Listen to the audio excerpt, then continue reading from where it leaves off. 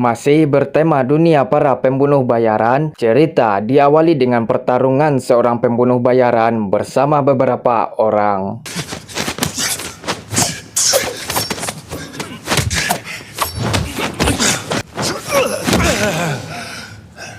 Setelah menghabisi para musuhnya dan di saat sang pembunuh bayarin bernama Kudo ini ingin bersantai sembari menghisap rokok, tiba-tiba seketika Kudo tewas tanpa jelas siapa yang membunuhnya dan muncul tim pembersih untuk mengamankan mayatnya.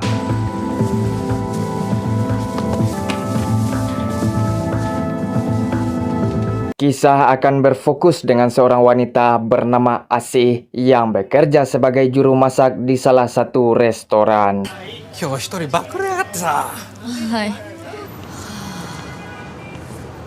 Sepulang dari tempat kerja, Asih mampir di sebuah bar dengan maksud untuk menenangkan pikiran karena sudah lelah seharian bekerja. Namun saat sudah memesan segelas minuman, seorang pria bernama Narumi terus mengganggu dirinya yang membuat Asih merasa risih. Sehingga Asih memilih untuk pergi keluar dan karena terus diikuti, inilah yang terjadi.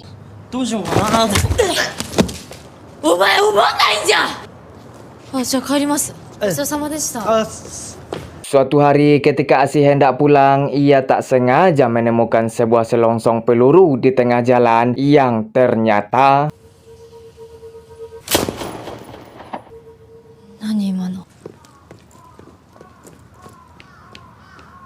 setiba di apartemen, Asih bertemu dengan temannya bernama Maya yang dari tadi sudah menunggu, dan ketika berada di dalam, tiba-tiba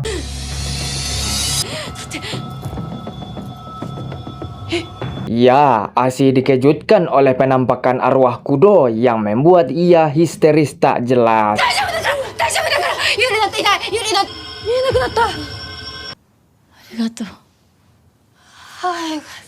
Merasa sudah aman, Maya pergi dengan meninggalkan Asih sendirian. Kini Asih kembali dikejutkan oleh arwah Kudo hingga tak sengaja melakukan sebuah gerakan yang membuat arwah Kudo merasuki tubuh dan pikiran Asih. Bahkan mereka berdua dapat saling berkomunikasi.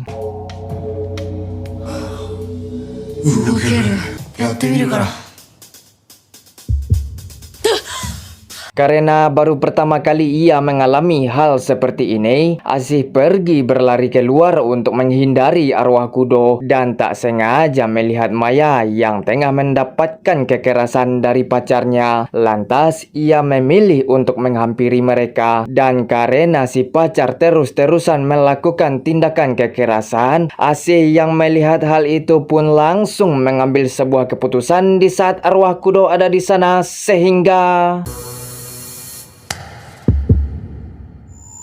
si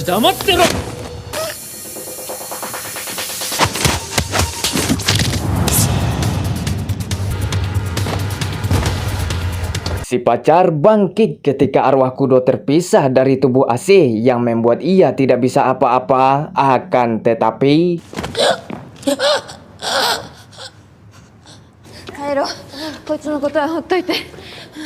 berlokasi di sebuah restoran, Asih menjelaskan kepada Maya jika hantu yang menampakkan diri di apartemen tadi alias Kudo terus mengikutinya hingga detik ini, dan hanya Asih yang bisa melihat sosok arwah Kudo.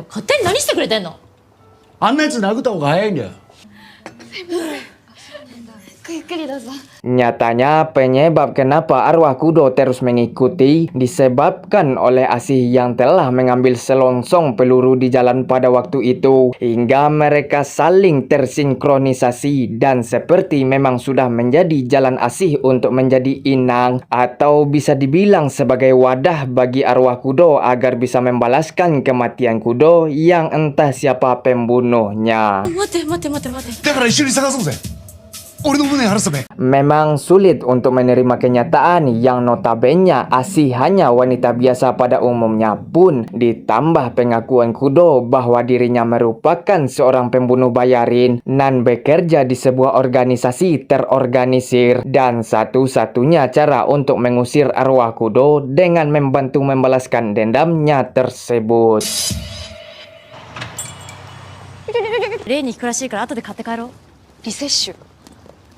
Setelah berpisah dengan Maya, alih-alih pulang ke apartemen, Asih pergi ke sebuah kuil atau semacamnya agar bisa mengusir arwah Kudo. Yang setelah itu, Narumi si pria hidung belang mengundang untuk ketemuan di bar waktu itu. Tetapi Kudo yang tak sengaja melihat bebenguk Narumi melalui handphone Asih pun menyarankan dan memberitahu jika Narumi akan membius setiap gadis yang mereka ajak minum agar bisa dilecehkan lalu kemudian dijual, sehingga Asih langsung pergi ke lokasi untuk mengetahui lebih lanjut.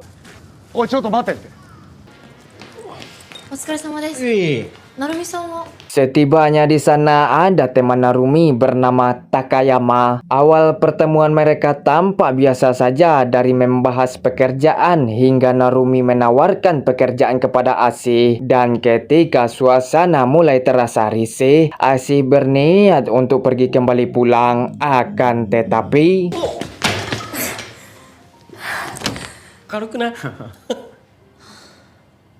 Ya, sesuai apa yang Kudo katakan sebelumnya, beruntung Asih tidak meminum minuman nan diberikan oleh si bartender yang juga masih satu komplotan. Dengan berjabat tangan dan bantuan Kudo, inilah yang terjadi.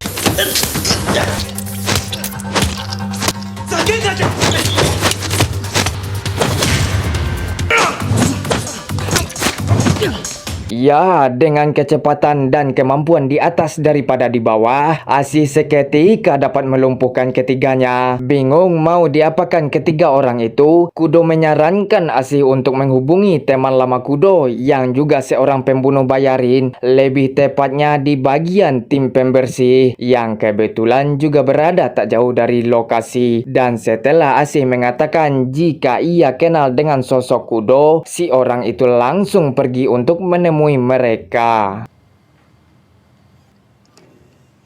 見ちゃってるんですけど、 Ya, dia Kagehara atau biasa dipanggil dengan sebutan Samiul. Samiul pun awalnya heran kenapa hanya ada Asih di sana dan bertanya di mana Kudo. Yang ia tahu jelas, Kudo sudah meninggal beberapa minggu lalu. Dan karena Samiul bukanlah tipikal orang yang bisa diajak bicara, inilah yang terjadi.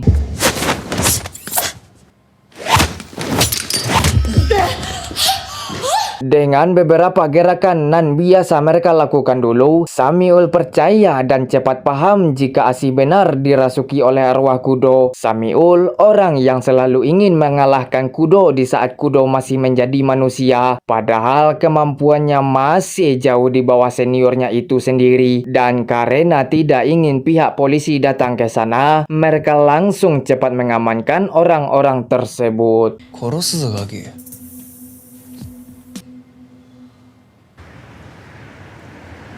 Di saat berada di jalan, Samiul hanya mengetahui jika pemilik atau pemimpin organisasi meninggal karena sakit dan putra si pemilik mengambil alih kepemimpinan hingga merubah semua aturan tanpa memperdulikan para anggota, yang membuat Kudo tidak setuju dengan cara dia menjalankan organisasi dan berkata tidak semua orang jahat melakukan hal baik dan tidak semua orang baik melakukan hal jahat. 自分を卑下すると癖になります。みたいに普通の生活ができる人には分からない世界があるんですよ。 Berlokasi di gedung kosong, Narumi CS diikat untuk dihabisi. Samiul menantang Kudo untuk menembak dengan jarak 50 meter. Tetapi karena Kudo harus merasuki tubuh Asih terlebih dahulu, Asih pun tidak ingin melakukan hal itu lantaran ia bukanlah seorang pembunuh, sehingga inilah yang terjadi.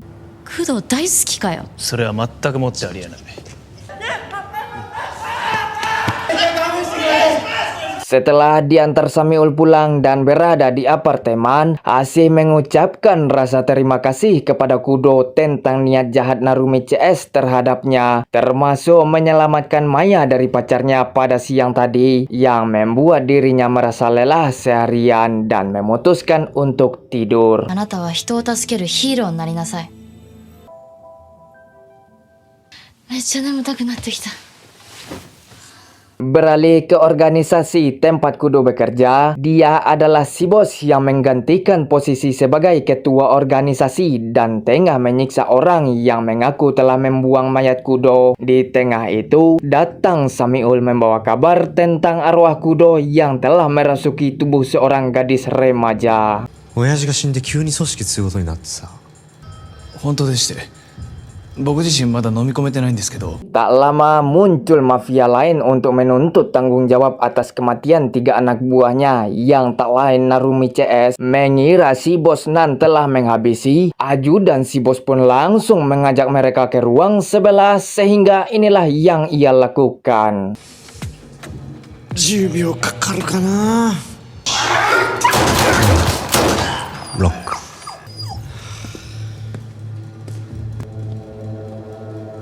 この人誰ですか？ Ya, kurang dari 10 detik si ajudan berhasil menghabisi mereka semua. Kini si bos menyuruh anak buahnya untuk membunuh Asih setelah Samiul memberitahu di mana tinggalnya.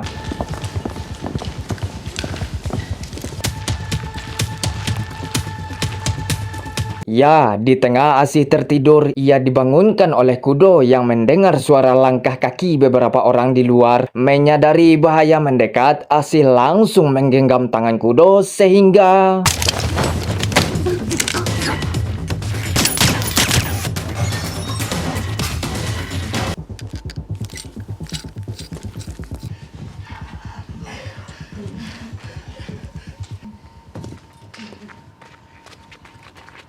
Berhasil lolos dan berada di gedung kosong, Samiul muncul karena sudah tahu kemana mereka akan pergi. Di situ Samiul mengaku jika dirinya yang telah memberi tahu di mana tinggal Asih, yang membuat Asih geram serta jengkel terhadap Samiul karena apartemennya kini sudah hancur, sehingga inilah yang ia lakukan. Ya, terjadilah pertarungan antara Samiul dengan Kudo yang menggunakan tubuh Asih sebagai wadahnya.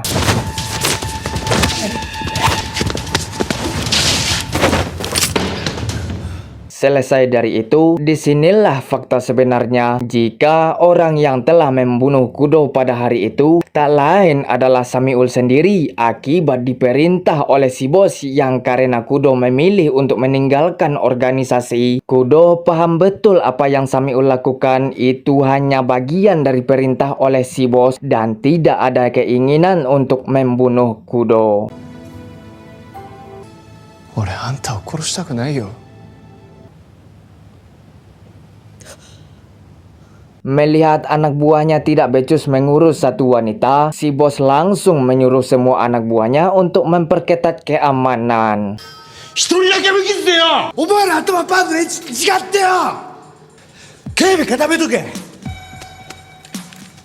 Kini Asih dan Samiul memiliki pemikiran yang sama untuk melenyapkan organisasi tersebut, bukan sekedar mewakili balas dendam Kudo. Asih juga membalaskan dendamnya sendiri karena sudah ingin dibunuh oleh pihak organisasi hingga membuat apartemennya hancur.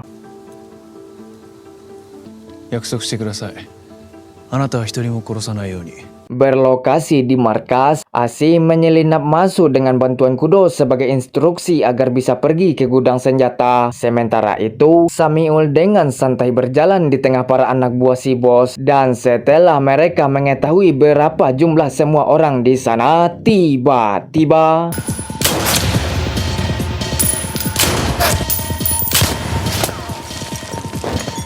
Ya, dengan kolaborasi antara Samiul dengan Kudo yang menggunakan tubuh Asih sebagai inangnya, mereka berdua dapat dengan mudah menghabisi satu persatu anak buah si bos sampai teringat kembali masa-masa mereka bertugas sewaktu dulu.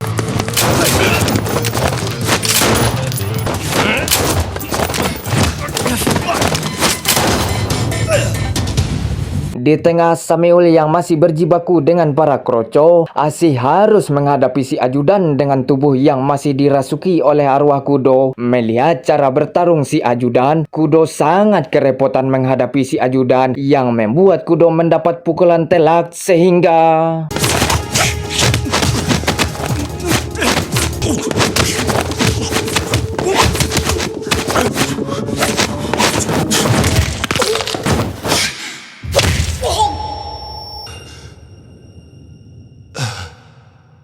ya, tubuh Asih terpisah dari kudo yang membuat ia mendapatkan kuncian dari si ajudan. Beruntung ia berhasil selamat dan langsung menghampiri kudo. Akan tetapi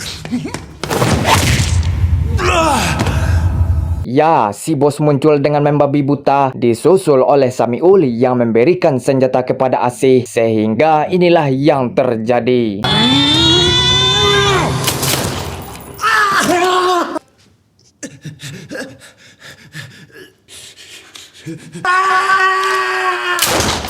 Setelah menghabisi si bos dan semua hingga tak tersisa, sesuai dari awal, arwah kudo kini benar-benar sudah tidak ada lagi, yang berarti tugas Asih sudah selesai. Sameul meminta Asih untuk kembali di kehidupan normal seperti yang biasa lagi dan akan mengganti semua kerusakan apartemennya.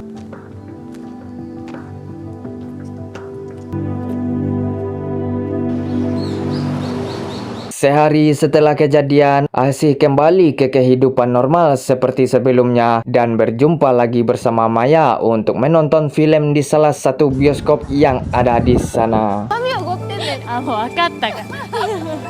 Tamat.